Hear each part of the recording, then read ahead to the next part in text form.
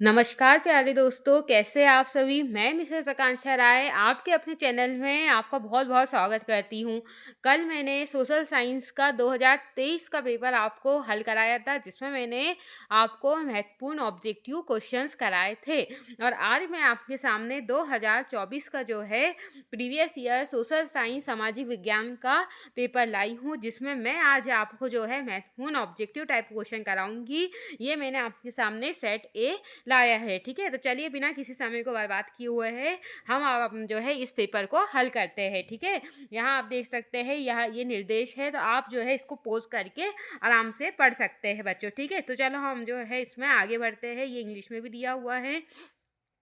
हमारे पास दिया हुआ है बच्चों कि सही विकल्प चुनकर लिखिए, चूज द करेक्ट ऑप्शन। ठीक, हमारे पास पहला प्रश्न है कि गन्ना उत्पादन में भारत का विश्व में स्थान है। तो हमें इस प्रश्न में बताना है कि गन्ना उत्पादन में हमारे भारत का विश्व में कौन सा स्थान है। ऑप्शन है पहला, दूसरा, तीसरा या पांचवा। तो आप इसमें जो है टिक करेंगे कि हमारा जो है दूसरा स्थान है। ठीक है, कौन सा स्थान है बच्चों हमारा? तो हमारा जो है वह गन्ना उत्पादन में कौन सा स्थान है? तो वो है दूसरा स्थान है। ठीक है, तो चलो हम आगे बढ़ते हैं। दूसरा प्रश्न दिया है कि ग्रीम बंधुओं का जन्म हुआ था। तो ग्रीम बंधुओं का जन्म कहाँ हुआ था? ठीक है, पहला ऑप्शन दिया है जर्मनी, फ्रांस, रूस या ऑस्ट्रिया। तो बच्चों इसका जो सही आंसर है वो है जर्मनी। कहाँ हुआ था इनका जन्म हुआ था कहाँ?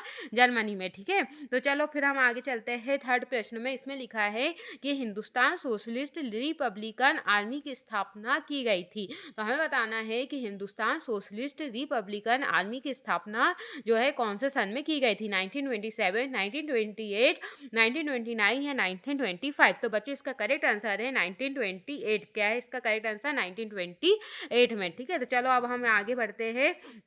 हमारा चौथा दिया है बच्चों कि छापा खाना प्रकृति का सबसे ताकतवर औजार है और इससे बन रही जनमत की आंधी से निरंकुशवाद उड़ जाएगा। किसने कहा था? ये जो हमारे पास सेंटेंस दिया है बच्चों, ये किसने कहा था हमें बताना है। ठीक है, हमारे पास ऑप्शन दिया है और इसका जो राइट आंसर है बच्चों वो है लुइस मर्सी यार। किसने दिया था बच्चों? तो ये हमारा जो सही आंसर है वो है लुइस मर्सी यार ने दिया हुआ था। ठीक है, अब हम आगे बढ़ते हैं। हमारा पांचवा प्रश्न जो है वो दिया है कि जब हम लैंगिक विभाजन की बात करते हैं तो हमारा अभिप्राय होता है। ठीक है, तो हमारा अभिप्राय जो है वो किससे होता है? ठीक है, ऑप्शन को पढ़ते हैं बच्चों। पहला दिया हमारे पास स्त्री और पुरुष के बीच जैविक अंतर से। दूसरा दिया है बच्चों कि समाज द्वारा स्त्री और पुरुषों को दी गई असमान भूमिकाएं से। तीसरा है बच्चों कि बालक और बालिकाओं की संख्या का असमान अनुपात से, या लोकतांत्रिक व्यवस्थाओं में महिलाओं को मतदान का अधिकार ना मिलना। तो बच्चों हमारा इसमें जो सही आंसर है वो हमारे पास दिया है कि समाज द्वारा स्त्री और पुरुषों को दी गई असमानताएं से। किससे है? स्त्री और पुरुषों असमानताओं से, मतलब बी वाला। ठीक है, तो ये हमारा जो है आंसर है बी। ठीक, अब हम आगे बढ़ते हैं। आगे हमारे पास दिया है बच्चों कि ऋण का औपचारिक स्रोत है। तो ऋण का जो औपचारिक स्रोत है वो क्या है? पहला ऑप्शन है कि नियोक्ता, दूसरा है रिश्तेदार, फिर है सहकारी समितियां या है मित्र। तो इसका सही आंसर है सहकारी समितियां। क्या है? सहकारी समितियां। ठीक है, तो आप देख सकते हैं इस प्रकार हमने ये जो हमारा था सही विकल्प जो हमें दिया हुआ था ये हमारा हो चुका है। ठीक है, अब हम चलते हैं किसमें? जो है रिक्त स्थानों की पूर्ति में। ठीक है, अब मैं आपको कहूंगी कि आप कॉपी पेन लेके बैठो, क्योंकि आप देख सकते हैं कि यहाँ लिखने में थोड़ी हमें परेशानी होती है ना। तो मैं अगर किसी प्रश्न का आंसर यहाँ ना लिख पाऊँ तो मैं बोलते जाऊंगी, आप कॉपी में से नोट करते जाएंगे। ठीक है, तो हम इसमें पहला प्रश्न पढ़ते हैं कि अंतर्राष्ट्रीय स्तर पर संसाधन संरक्षण की वकालत ब्लैंक में क्लब ऑफ रोम ने की। तो हमें यहाँ पर दिया हुआ है कि अंतर्राष्ट्रीय स्तर पर संसाधन संरक्षण की वकालत ब्लैंक में हमें बताना है कि कौन से सन में क्लब ऑफ रूस में की गई थी बच्चों। तो इसका आंसर आप जो है नोट करेंगे और इसका जो सही आंसर है बच्चों वो है 1968 में। कब है बच्चों? तो वो है 1968 में। ठीक है, अब हम नेक्स्ट दूसरे क्वेश्चन में पढ़ते हैं वो दिया हुआ है कि भारतीय तथा विदेशी सभी फ़िल्मों को प्रमाणित करने का अधिकार ब्लैंक हो है। तो भारतीय हो या विदेशी फ़िल्म हो, उसे प्रमाणित करने का जो अधिकार होता है बच्चों, वो होता है केंद्रीय फ़िल्म प्रमाणन बोर्ड को। किसको होता है? तो वो होता है केंद्रीय फ़िल्म प्रमाणन बोर्ड को, ठीक है? तो आप जो है इसे लिख लेंगे, किसको होता है? केंद्रीय फ़िल्म प्रमाणन बोर्ड को, ठीक है? तो आप इसमें यहाँ पर नोट कर लेना, ठीक है? फिर हमारे पास थर्ड दिया है बच्चों कि उदारवादी राजनीतिक ब्लैंक फ्रैंकफर्ट संसद के एक निर्वाचित सदस्य थे। तो कहाँ के थे? कौन थे ये? तो ये थे बच्चों कॉलर वेलकर। कौन थे? ये थे, अब यहाँ मैं लिख देती हूँ, इनका नाम है कार्ल, इनका क्या नाम है बच्चों? तो इनका जो नाम है वो है कार्ल्स, और कार्ल्स वेलकर क्या है? तो वो है कार्ल्स वेलकर, ठीक है? क्या है? कार्ल्स वेलकर, ठीक है? तो आप यहाँ पर नोट करेंगे थर्ड का क्या है? कार्ल्स वेलकर, ठीक है? अब हमारे पास दिया है बच्चों चौथा कि ब्लैंक पर आधारित सामाजिक विभाजन सिर्फ भारत में है। तो किसके आधार पर, मतलब ब्लैंक पर आधारित क्या ऐसी चीज है जिसपे हमारे भारत में सामाजिक विभाजन है बच्चों? तो वो है जाति। किसके आधार पर है बच्चों? तो यहाँ हम जो है, यहाँ हम लिख देंगे जाति। किसके आधार पर है? वो है जाति के आधार पर, ठीक है? किसके आधार पर है बच्चों? तो यहाँ आ जाएगा जाति के आधार पर, ठीक है? इसको आप जो है नोट कर लेना, ठीक है? अब हमारे पास फिफ्थ दिया हुआ है बच्चों कि लोकतांत्रिक व्यवस्था राजनीतिक ब्लैंक पर आधारित होती है। तो जो लोकतांत्रिक व्यवस्था होती है बच्चों, है ना, लोकतांत्रिक जो व्यवस्था होती है वो राजनीतिक ब्लैंक पर आधारित होती है। तो ये होती है बच्चों समानता पर। किस पे आधारित होती है बच्चों ये? तो ये होती है समानता पर, ठीक है? किस पे आधारित होती है ये? तो ये होती है समानता पर, ठीक है? इसको आप नोट कर लेंगे, ठीक है? फिर हमारे पास दिया हुआ है बच्चों कि भूमिगत जल ब्लैंक संसाधन का उदाहरण है। तो जो भूमिगत जल या जिसे ग्राउंड वाटर कहते हैं बच्चों, ये किसका उदाहरण है? कौन से रिसोर्सेज का, ठीक है? तो बच्चों ये जो है वो है नवीकरणीय रिसोर्सेज। क्या है, किसका उदाहरण है बच्चों ये? तो ये है नवीकरणीय रिसोर्सेज। किसका है ये? तो ये है नवीकरणीय का। किसका है ये? नवीकरणीय का है, ठीक है? तो चलो अब हम आगे बढ़ते हैं। तो इस तरीके से आप देख सकते हैं कि हमने रिक्त स्थान की पूर्ति भी क्या है, पूरा कर लिया। अगर आपको आज के प्रश्न अच्छे लग रहे हैं, उपयोगी लग रहे हैं आपके एग्जाम के लिए, तो आप मेरे चैनल आकांक्षा राय एमपी एग्जाम को सब्सक्राइब करना। मैं ऐसे ही सोशल साइंस के महत्वपूर्ण प्रश्न आपके लिए लाते रहूंगी। लाइक करना, शेयर करना और सब्सक्राइब करना बिल्कुल भी ना भूलना बच्चों, ठीक है? अब यहाँ पर हमारे पास है बच्चों सत्य और असत्य, ठीक है? ट्रू और क्या है, फॉल्स। तो ट्रू और फॉल्स हम देख रहे हैं बच्चों। इसमें हमारा पहला प्रश्न दिया है कि भारत के क्षेत्रफल का लगभग 27% हिस्सा मैदानी क्षेत्र है। तो यहाँ हमारे पास जो दिया है कि about 27% of area of India is the plains. तो ये है बच्चों क्या है, गलत, यानी जिसे हम क्या कहेंगे, असत्य है, ठीक है? पहले का। अब हमारे पास दूसरा दिया है बच्चों कि बांध बहते जल को रोकने, दिशा देने या बहाव कम करने के लिए खाड़ी की गई बाधा है। तो ये है हमारे पास जो है सही है बच्चों, ठीक है? क्या है ये हमारे पास? तो ये हमारे पास है ट्रू। मतलब होता है कि जो बांध यानी जो डैम हमारे पास बनता है बच्चों, तो डैम का काम ही होता है जल को रोकना, है ना, दिशा देना, है ना, कि हमें किस दिशा में जल को रोकना है। अगर बांध नहीं होता तो पूरा पानी क्या होता है बच्चों, गांव में भर जाता है। आपने सुना होगा कई बार कि बांध टूटने से कई गांव क्या होते हैं, जलमग्न हो जाते हैं। तो बांध का काम होता है जल को रोकने से, है ना, बहाव कम करने से होता है। तो ये बात हमारी क्या है, ट्रू है, ठीक है? फिर हम आते हैं हमारे थर्ड प्रश्न में। ये दिया है हमारे पास कि स्मिथफील्ड में लंदन का सबसे पुराना कपड़ा बाजार था। तो ये है हमारे पास क्या है, गलत। क्या है ये हमारे पास क्या है, गलत, ठीक है? On the oldest cloth markets in London was at Smithfield. तो ये है हमारे पास क्या, गलत, ठीक है? अब हमारे पास नेक्स्ट प्रश्न दिया है बच्चों चौथा कि विक्टोरिया कालीन ब्रिटेन में उच्च वर्ग के लोग कुलीन और पूंजीपति वर्ग के हाथ से बनी चीजों को तरजीह नहीं लेते थे। तो बच्चों ये भी क्या है, ये है गलत। क्या है बच्चों ये भी, तो ये भी है हमारे पास गलत। ठीक है, अब हमारे पास जो है 5वां जो प्रश्न दिया है वो दिया है बच्चों कि सत्ता की साझेदारी विभिन्न समुदाय के बीच टकराव को कम करती है।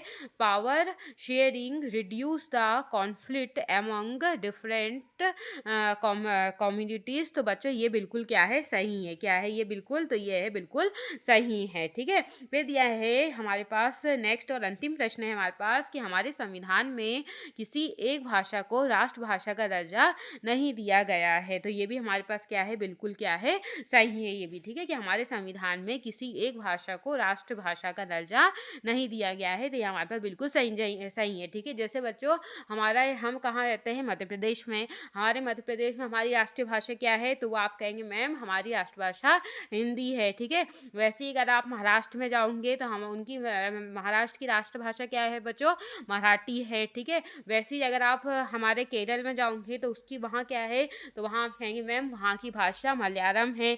तो इसी प्रकार बच्चों अगर हम अलग अलग जगह जाते हैं, अलग अलग राज्यों में जाते हैं, तो वहाँ पर उनकी अलग अलग क्या है, राष्ट्रीय भाषा है। सबकी एक भाषा है क्या, नहीं है। तो इस तरीके से देख सकते हैं कि हमने जो है सही और गलत या सत्य और असत्य भी क्या है, कर लिया है। ठीक है, अब हम जो है अगले प्रश्नों की ओर आते हैं जो कि है सही जोड़ियों का मिलान कीजिए।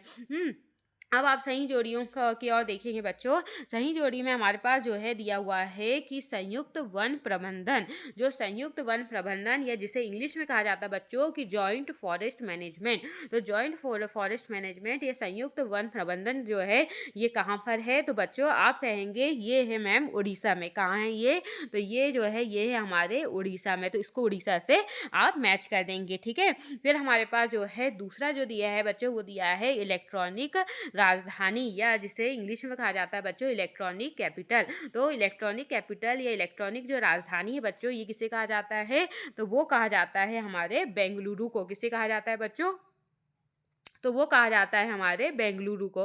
तो आप इसको बेंगलुरु से जो है जोड़ लेंगे। ठीक है, फिर दिया है बच्चों जो है लेवल पार्टी। ठीक है, जो लेवल पार्टी आपके पास यहाँ पर दिया हुआ है, या आप इंग्लिश में भी देख सकते हैं लेवल पार्टी। तो लेवल पार्टी जो है ये है हमारे पास क्या, संयुक्त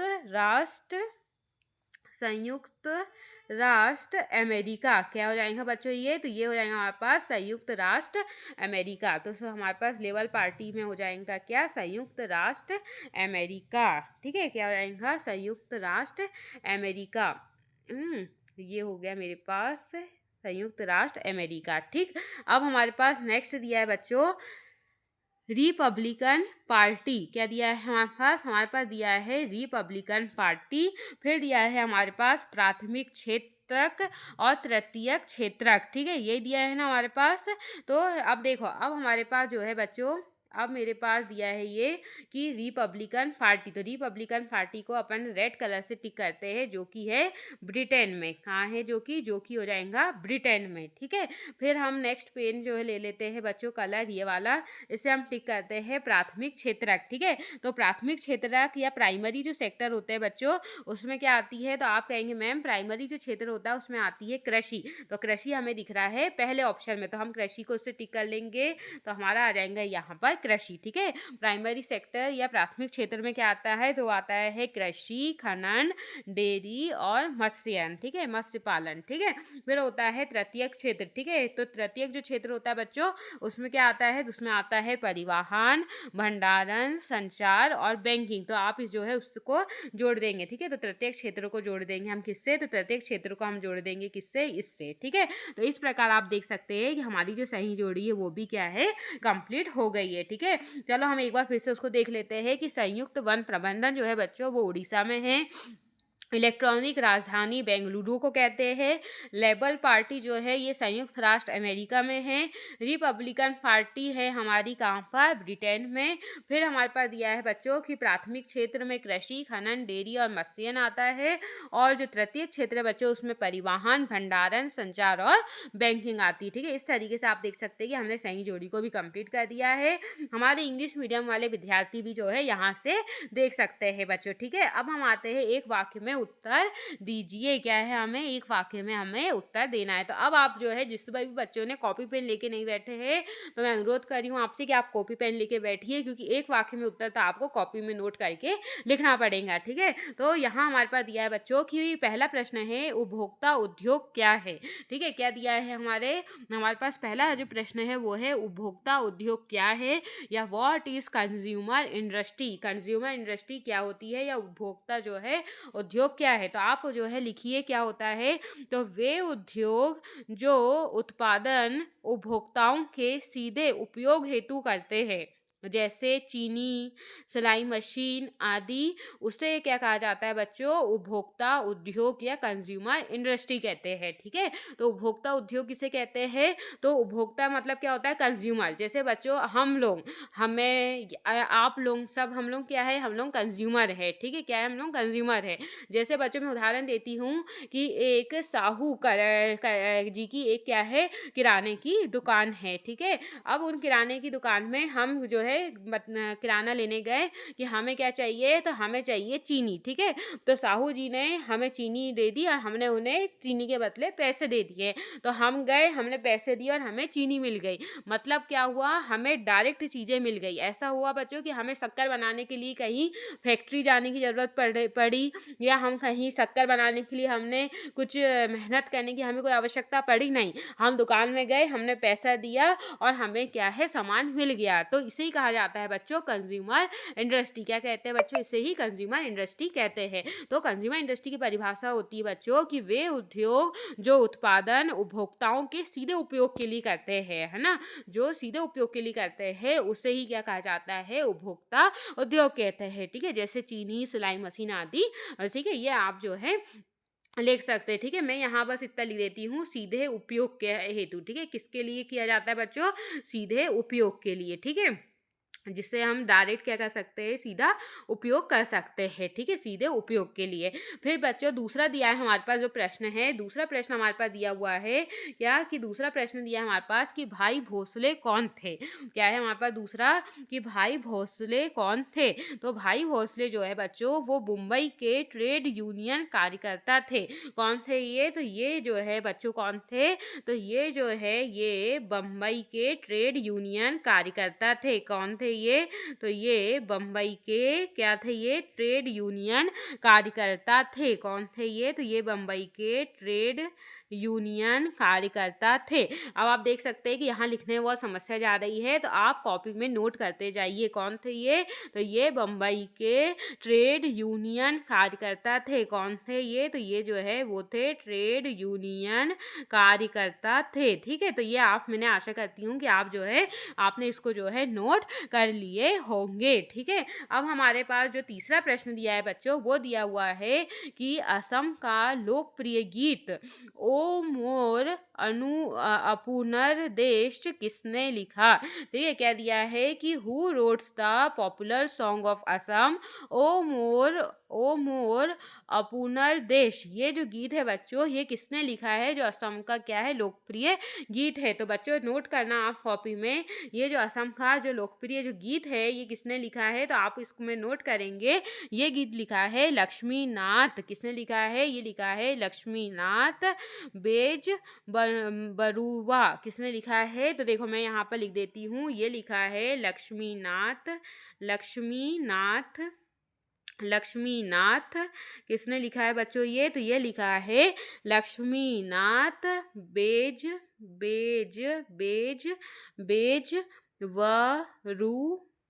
बेज बरूबा। किसने लिखा है, बेज बरूबा ने। ठीक है, किसने लिखा है ये लिखा है लक्ष्मी नाथ बेज बरूबा। किसने लिखा है ये, तो ये लिखा है लक्ष्मी नाथ बेज बरूबा। ठीक है, इन्होंने असम का जो है ये लोकप्रिय जो है गीत जो है लिखा है। ठीक है, किसने लिखा है ये, तो ये लिखा है बेज बरूबा, लक्ष्मी नाथ बेज बरूबा ने। आशा करती हूँ यहाँ तक आपको हर चीज़ जो है क्लियर हो रही होंगी। ठीक है, अगर आपको बच्चों किसी भी प्रकार का डाउट है तो कमेंट बॉक्स होता है, आप कमेंट बॉक्स में अपने डाउटों को लिखिए। अगर कोई प्रश्नों से संबंधित या किसी उत्तर से संबंधित या आप कोई चीज़ नोट नहीं कर पा रहे होंगे बच्चों, तो आप बिल्कुल कमेंट बॉक्स में अपने डाउटों को लिखिए, मैं आपको जो है आपके डाउटों को क्लियर करूँगी, ठीक है। फिर है बच्चों हमारे पास जो है चौथा जो प्रश्न दिया हुआ है वो दिया है बच्चों कि बेल्जियम के सामुदायिक सरकार का चुनाव कौन करता है। ये दिया है ना हमारे पास, क्या दिया है हमारे पास, दिया है कि बेल्जियम के सामुदायिक सरकार का, ठीक है, क्या दिया है कि बेल्जियम में सामुदायिक सरकार का चुनाव कौन करता है।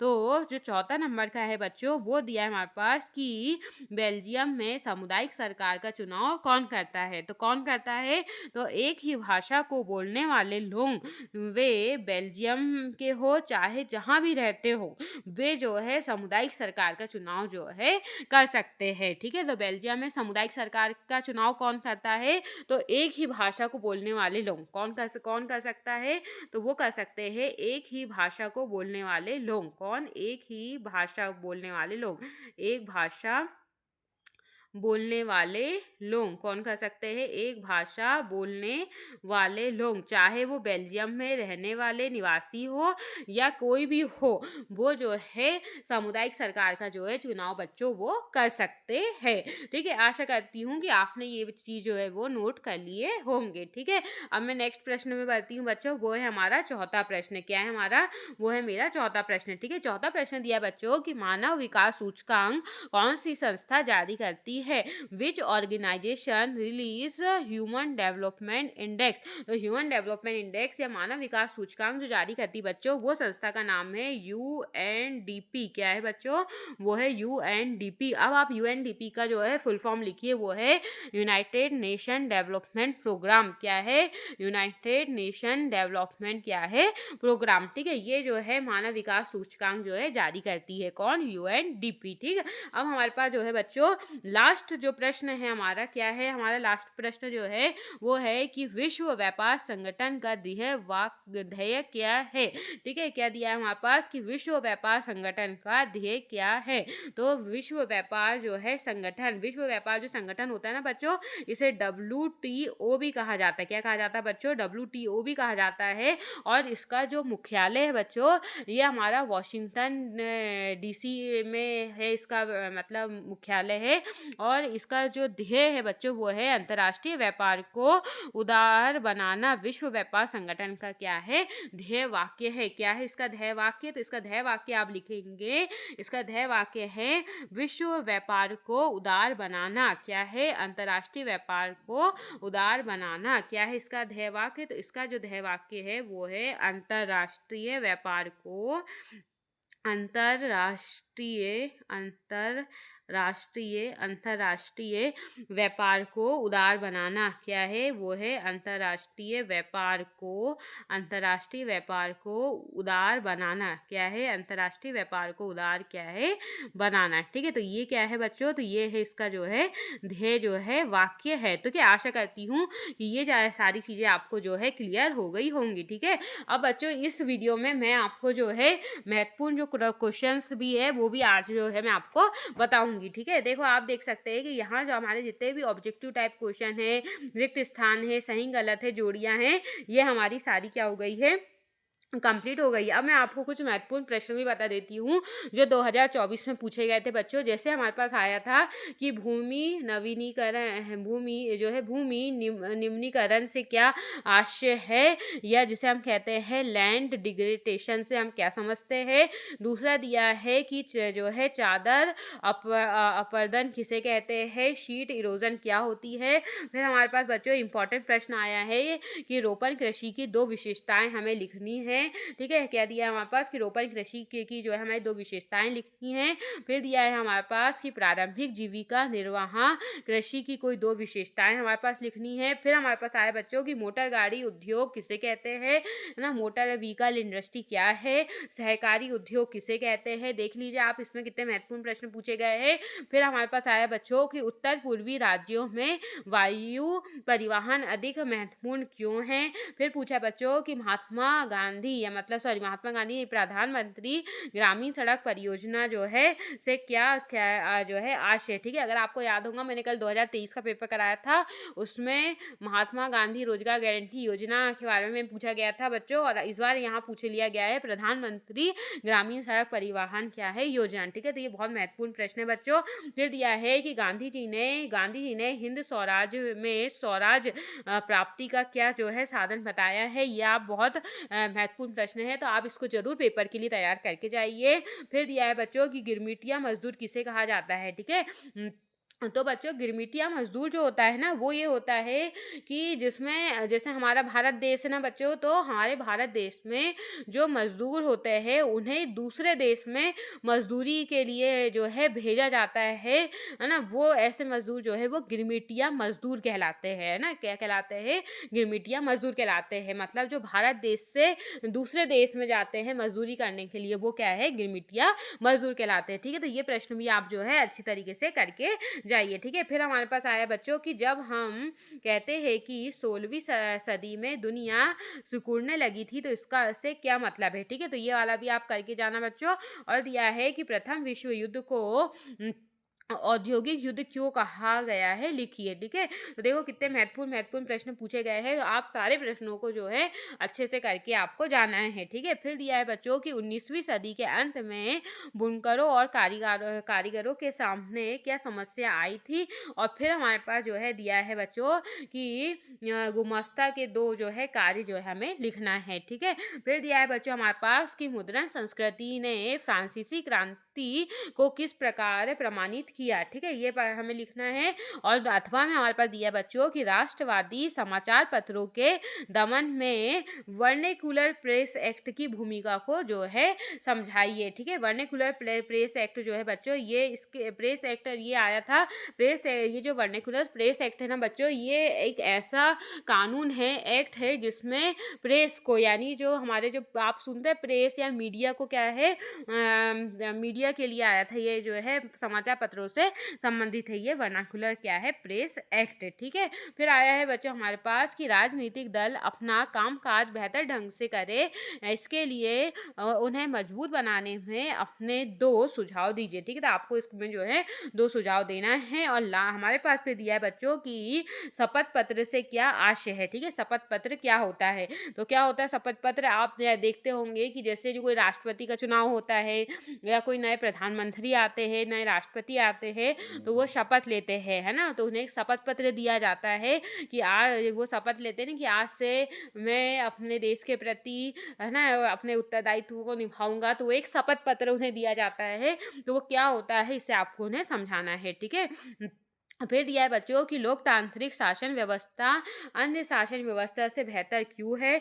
लोकतांत्रिक शासन व्यवस्था आपको मैं बता दूं बच्चों कि हमारा जो भारत देश है ना वो एक लोकतांत्रिक देश है। क्या है बच्चों? वो एक डेमोक्रेटिक कंट्री है, ठीक है। इंडिया क्या है? तो India is a democratic country, लोकतांत्रिक देश है। अब लोकतांत्रिक का मतलब आप समझ लेंगे तो आप समझ लेंगे कि लोकतांत्रिक क्या होता है बच्चों। लोकतांत्रिक का मतलब होता है बच्चों कि हमारे यहाँ क्या होता है, ऐसा तो नहीं होता है कि कोई राजा है और राजा का बेटे कोई राजा बना दिया जाता है। जैसे पहले के ज़माने में किया जाता बच्चों कि कोई राजा हुआ करता था, तो जब वो मरता था तो उसका बेटे को राजा बना दिया जाता था, है ना। हमारे भारत में ऐसा है क्या? नहीं है, है ना। क्या होता है हमारे भारत में? चुनाव होते हैं, है ना। चाहे राष्ट्रपति के लिए हो या प्रधानमंत्री के लिए हो, चुनाव होता है। और चुनाव में नागरिक क्या करते हैं? वोट देते हैं। और वोट के आधार पर क्या होता है? किसी व्यक्ति को चुना जाता है कि ये व्यक्ति प्रधानमंत्री बनेगा या नहीं बनेगा, ठीक है। तो इस बच्चों इसलिए कहा जाता है कि हमारा इंडिया क्या है, ये डेमोक्रेटिक क्या है कंट्री है, ठीक है। फिर दिया है बच्चों यहाँ हमारे पास नेक्स्ट जो प्रश्न है वो दिया है हमारे पास कि सरकार के बारे में जानकारी प्राप्त करने के आपके पास कौन कौन से स्रोत है, ठीक है। तो अब देखो अगर आपको जो है सरकार से जानकारी प्राप्त करना है बच्चों, तो आप जो है mygov.in में जाके ना सरकार की वेबसाइट में जाके देख सकते हैं।